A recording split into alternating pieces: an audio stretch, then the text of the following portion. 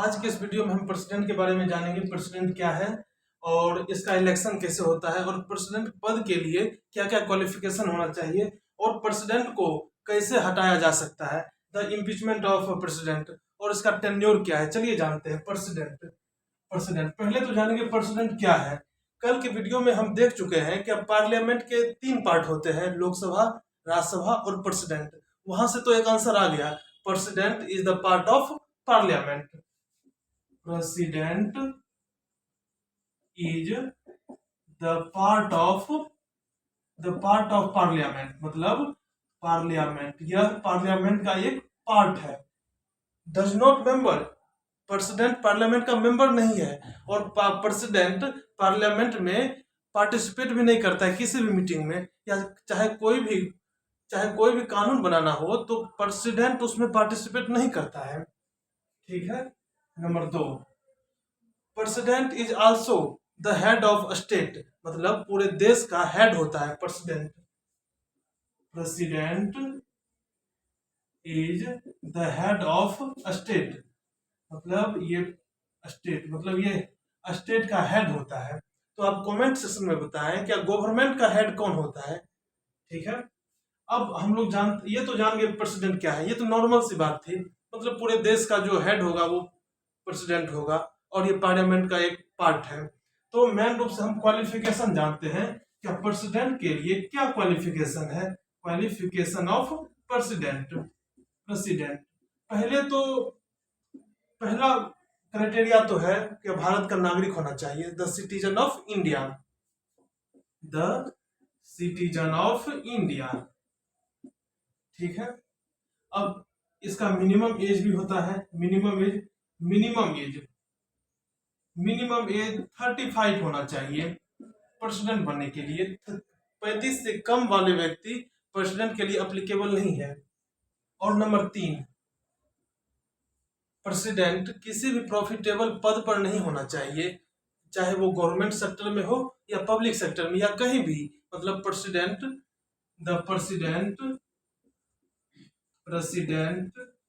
does not hold profitable office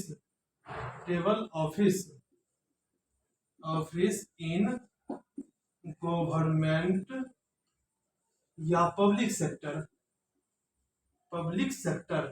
मतलब public sector या government में ऐसे पद पर नहीं होना चाहिए जहां प्रॉफिट हो रहा हो। अब हम लोग जानेंगे election of president. Election of president का इलेक्शन कैसे होता है।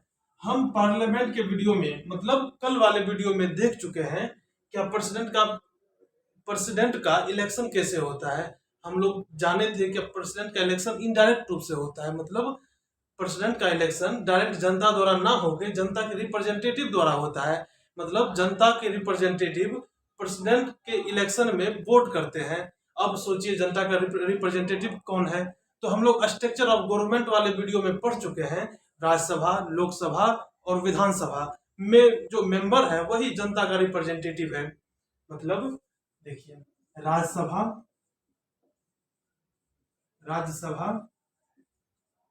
लोकसभा और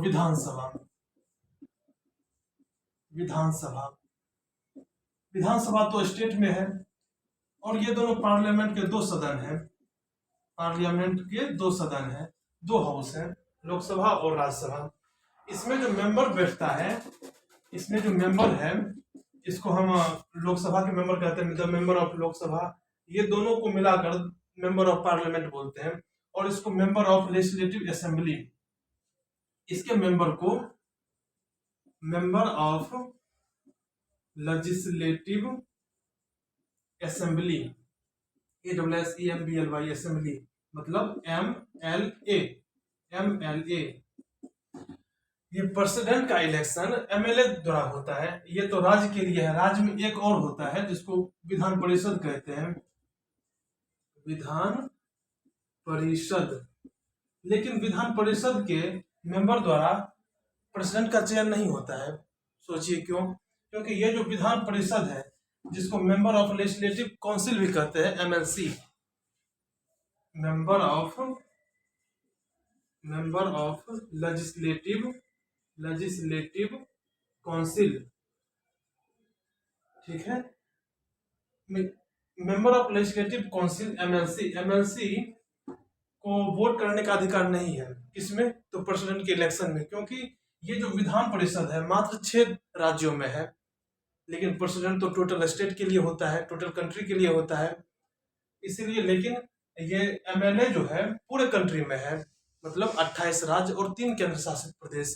ये सब हम पिछले वीडियो में पढ़ चुके हैं, अगर आप नहीं जानते हैं तो पुराने वाले वीडियो में जाकर देखें, स्ट्रक्चर ऑफ गवर्नमेंट में, तो आपको मिल जाएगा। मतलब कौन कौन सा यूनियन टेरिटरी था, पांडुचेरी, दिल्ली और जम्मू एंड कश्मीर। खैर ये पुराने वीडियो में है। तो हम लोग कहाँ जा रहे थे, मतलब क्या पढ़ रहे थे, हाँ, प्रेसिडेंट का इलेक्शन। ये सब राज्यसभा, लोकसभा और विधानसभा के मेंबर द्वारा प्रेसिडेंट का इलेक्शन होता है। हाँ, प्रेसिडेंट का इलेक्शन राज्यसभा, लोकसभा और विधानसभा के मेंबर द्वारा होता है, ठीक है। तो राज्यसभा, लेकिन राज्यसभा, ये तीनों सभा में तो कुछ नॉमिनेटेड मेंबर भी होते हैं, जैसे राज्यसभा में 2 नॉमिनेटेड मेंबर हैं, नहीं, राज्यसभा में 12 नॉमिनेटेड मेंबर हैं, लोकसभा में 2 नॉमिनेटेड मेंबर हैं, ठीक है।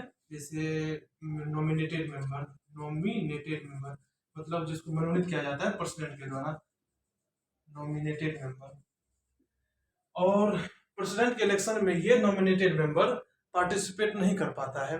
अगर हम लोग लिखें इलेक्शन ऑफ प्रेसिडेंट में, तो पहला पॉइंट होगा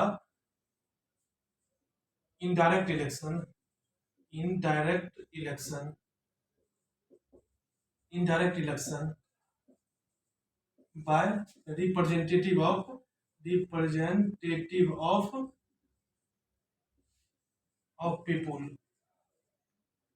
पीपुल, जैसे एमएलए, एमपी के अंदर मेंबर ऑफ पार्लियामेंट में 2 हाउस हैं, दोनों हाउस राज्यसभा और लोकसभा के मेंबर इसी में आ गया। एमएलए जो है स्टेट प्लस 3 यूटीज, तीनों से लिया जाएगा, ठीक है। और नंबर 2 में देखते हैं, तो देखिए प्रेसिडेंट का जो इलेक्शन होता है ये एमएलए द्वारा तो होता है, लेकिन एमएलए एंड एमपी का वोट का वैल्यू सेम नहीं होता है, क्योंकि एमएलए हम जानते हैं स्टेट में होता है, और स्टेट का पॉपुलेशन और एरिया सभी स्टेट का बराबर नहीं होता है, इसलिए एमएलए और एमपी का वोट का वैल्यू सेम नहीं होता है।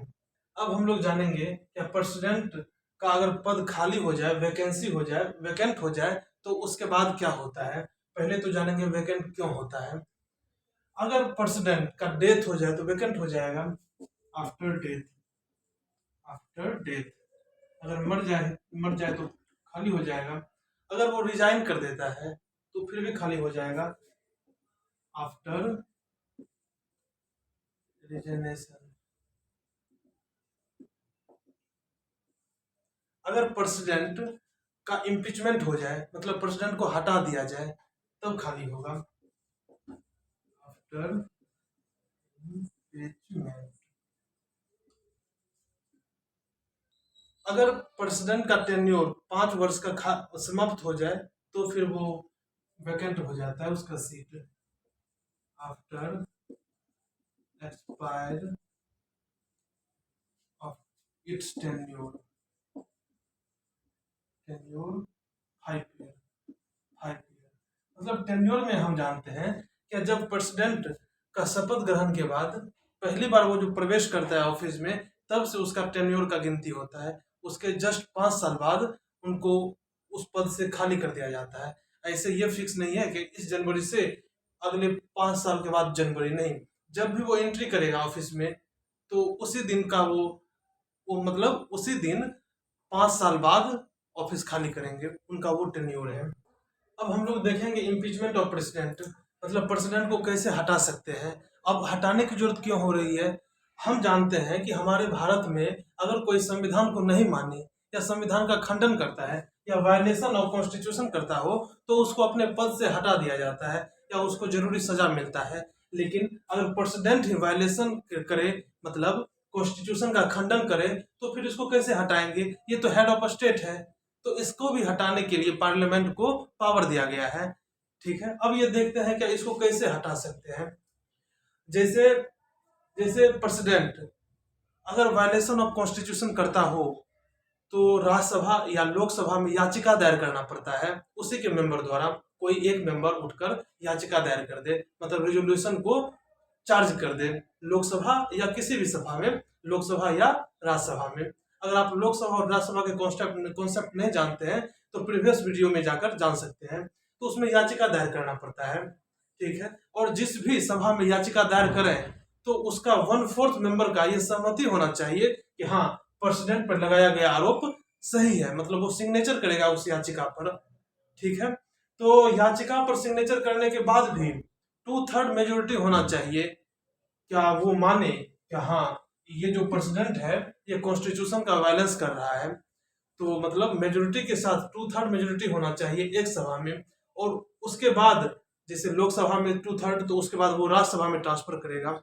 ये उसका भी मन लेने के लिए, मतलब उसका भी सिग्नेचर लेने के लिए 2/3 मेजोरिटी के साथ वो भी पास कर देता है तो प्रेसिडेंट को इम्पीच किया जा सकता है, मतलब वो इम्पीच हो जाएगा प्रेसिडेंट, मतलब अपने पद से वो हट जाएगा। ठीक है, लेकिन ये करने के बावजूद भी 14 दिन पहले प्रेसिडेंट को ये बताना होगा कि सर हम आपको हटाने की कोशिश में हैं, मतलब 14 दिन पहले नोटिस देना पड़ता है प्रेसिडेंट को इसके इम्पीचमेंट के पहले। ठीक है, मान लिए इसका इम्पीचमेंट हो गया तो बिना प्रेसिडेंट का कंट्री कैसे चलेगा? तो प्रेसिडेंट के बाद वाइस प्रेसिडेंट, प्रेसिडेंट के बाद वाइस प्रेसिडेंट, जैसे आफ्टर, पहले इम्पीचमेंट देख लेते हैं, पहले इम्पीचमेंट देख लेते हैं। वायलेशन अगर हो गया तो इम्पीच कर सकते हैं। तो पहला क्या है, रिजोल्यूशन पास या चार्ज एनी सभा, एनी सभा या सदन, ब्रैकेट में लोकसभा एंड राज्यसभा, राज्यसभा की भी किसी भी सभा में रिजोल्यूशन को चार्ज करना पड़ेगा। रिजोल्यूशन मतलब याचिका दायर करना पड़ेगा। तो 1/4 member signed that resolution, 1/4 member signed that resolution in that सभा, मतलब उसी सभा में 1/4 मेंबर का सिग्नेचर जरूरी है उस याचिका पत्र पर, क्या वो माने क्या हाँ प्रेसिडेंट कुछ गलती किया है, गलती का मतलब वायलेशन ऑफ कॉन्स्टिट्यूशन हुआ है। ये तो पहला हो गया। फिर दूसरा प्रोसेस में ये है, और तीसरा प्रोसेस में 1/4 मेंबर का भी सहमति मिल गया तो उसके बाद आगे क्या करें? सहमति मिलने के बाद 2/3 मेजोरिटी के साथ वो पास होना चाहिए उस मेंबर से। 2/3 majority by 2/3 majority resolution passed that सभा, सभा मतलब सदन, सदन मतलब किसी भी सदन में पहले याचिका कर सकते हैं। अगर 2/3 मेजोरिटी के साथ उस याचिका को आगे बढ़ा दिया जाए, मतलब 2/3 मेजोरिटी उस याचिका को मिल गया तो आगे क्या होगा वो देखते हैं। तो फिर दिस रिजोल्यूशन ट्रांसफर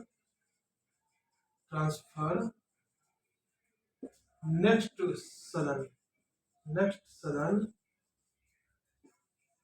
और 2/3 मेजोरिटी।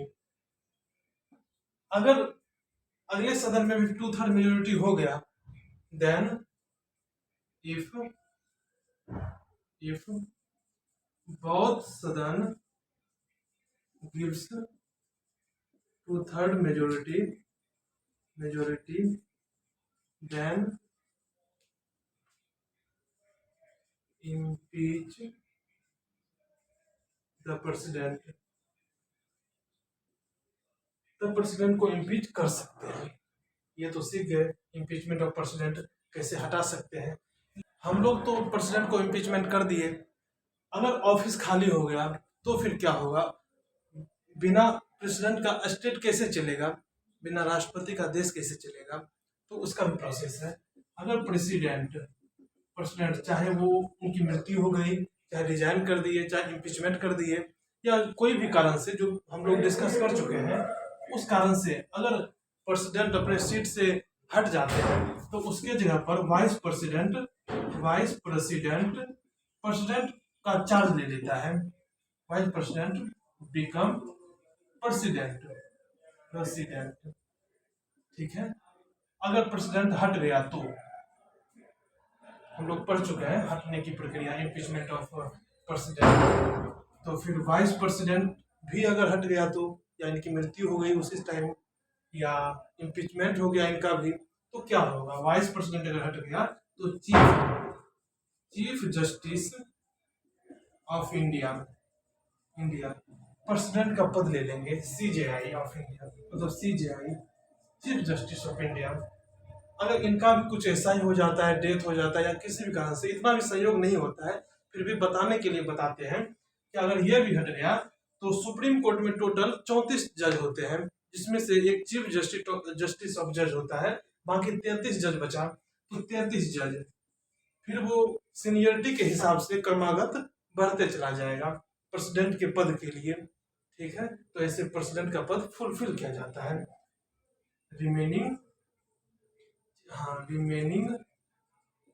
33 जजेज ऑफ सुप्रीम कोर्ट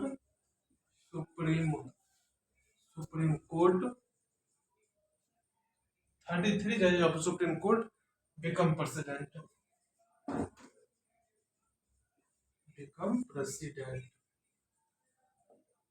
अब कल के वीडियो में हम पावर ऑफ प्रेसिडेंट के बारे में जानेंगे, क्योंकि पावर ऑफ प्रेसिडेंट एक बहुत बड़ा टॉपिक है। ऐसे प्रेसिडेंट के पास कम पावर है, लेकिन फिर भी हम एक अच्छे से डिस्कस करेंगे कि उसके पास मिलिट्री पावर क्या है, लेजिस्लेचर पावर क्या है, एग्जीक्यूटिव पावर क्या है, उसको कौन कौन से शक्तियां दी गई है,